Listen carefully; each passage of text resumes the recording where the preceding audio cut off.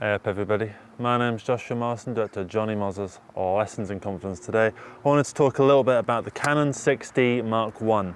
This is my go-to DSLR camera. I say go-to as it's my only DSLR camera, so I have to go to it, right? At the moment I have a 70 to 210mm lens on it. It's a USM lens from the, I think the 1990s or something like that. It cost me about 65 quid on eBay. This wasn't on the bids, this was just buying it flat out. And the reason I sort of got this lens, right, rather than something that was a bit more expensive, was because I didn't have the money, right? And all I needed was something that could go up to 200mm. The reason I wanted something that went up to 200mm was just so that I could take a picture of something very, very far away, right? So, do you see that bridge right there, right? We're going to take a picture of it with the 210mm lens, right? And we're just going to focus it up. I'm not particularly interested in getting the perfect composition right now. I just want to showcase what 210mm looks like. And this is a full frame camera, so that is what it's going to look like, right? That's the full frame. If it was an APS-C, ASPC or whatever it is, then it would be a little bit more zoomed in because it's a smaller sensor. I don't know the exact specifics and the sciences of it, but basically the fuller the frame, the more accurate the millimeter numbers on here will be to what it actually is. But you know, you'll hear a lot of people go like, oh, I'm using a 28mm, but you know, I've got APS-C, so it's more like 50mm. You'll hear a lot of that. The way I think of it is if you've got one of those sort of cameras with that sensor, whatever lens you have, just go up one in the prime. So if you have like an 18mm, then there's a 28mm, then there's a 35mm, then there's a 50mm, right? If you're using a 28mm, just presume you're doing a 35mm. That's how I kind of think of it. And I just wanted to take some little pictures with this really. So this is what it kind of looks like with 70. And again, I'm not vastly interested in getting the perfect picture here. That's 70. This is 100. And this is going to be 135. And then this is, it doesn't have a number on it, but I presume it's around about 170. And then finally, got 210, right? So that's kind of, if we have a look at all those pictures, right? You can see the 70mm one, I can get quite a big view, overview, and it gets more and more and more inwards, right? And it's good to have a lens like this, because it's nice to have the flexibility. You'll hear a lot of people say that primes are better, and they're generally right. They do have a sharper image because they're more specialized. They don't have to have all the mechanical moving parts, right? They say with technology, the more moving parts you have in something, the more liable something is to break. So that, right? If I keep doing that like that, I'm probably gonna damage it, right? So it's good to have something that's all internal. You get an expensive version of this and it won't extend out like that because it will all be built into the thing. It also won't be made out of shitty cheap plastic, it'll be made out of proper like metal. So I really like this camera because one, the battery life is really good, and two, it's kind of rugged. I don't know if you can see, but there's just dirt all over the place from when I've been propping it down for various videos. The eye cap fell off ages ago.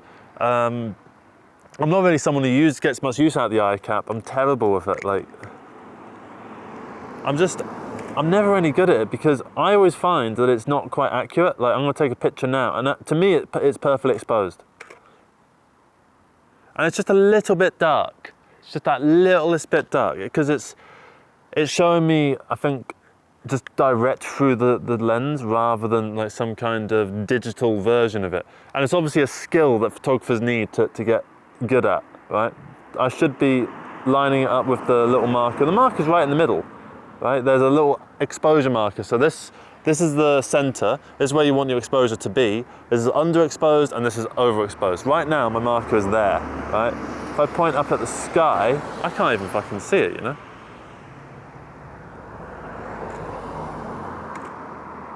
Right now, it's way up the top. Right now, it's way down the bottom. But right here, it's perfect. It's also out of focus. Let's focus it in. There we go. So, this isn't any kind of in-depth technical review or anything like that. I will say going around with this camera with the battery grip, you know, you can get some good walking along. I don't use a strap, as you can see, and I can kind of, you know, and it feels fairly comfortable in my hand. Whenever I see people doing this, right, it always freaks me out. But I feel very in control of it. Obviously, I'm not going to be walking around like this. Realistically, I'll be walking like this.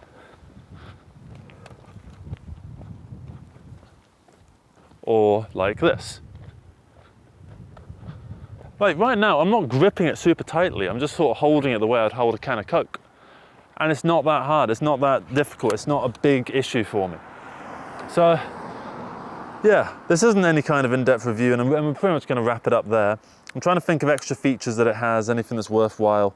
I'm just going to have a quick jot through the menu, see what I've done to it. I haven't really done anything to it in particular. It's not a camera that I have much to say about, to be honest, but it's the last one I have to review. I've had three, well now I have 2 cameras, but I used to have 3 cameras, one of them broke. And I just thought it's worth reviewing all of them in some degree, because it's satisfying to sort of get a time capsule of when I was using certain cameras. And this camera is like the Canon 6D Mark I. It's quite old at this point.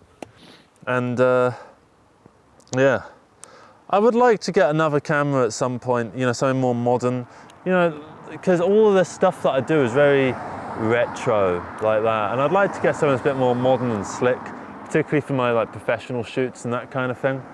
And yeah, that's going to be it from me really. So let me know your thoughts on the Canon 6D Mark I in the comments. Do you think it's worth getting the 6D Mark II? Personally, I don't. This thing has Wi-Fi on it. I don't know what the fuck the point of the Wi-Fi is. I think it's so that if I take a picture over here, right, that means that I can then see that it's where I can see the location tag. That also means that Canon gets to know where I am at all fucking times. I don't really want to do that. So yeah, that's going to be it from me. Thank you very much for watching. Let me know your thoughts on the camera, and if you have any suggestions for good, cheap, modern cameras, particularly with good autofocus or image stabilization, I'd like to try something out like that. Something completely different from this. Yeah, thank you very much for watching everybody. Take care and bye-bye.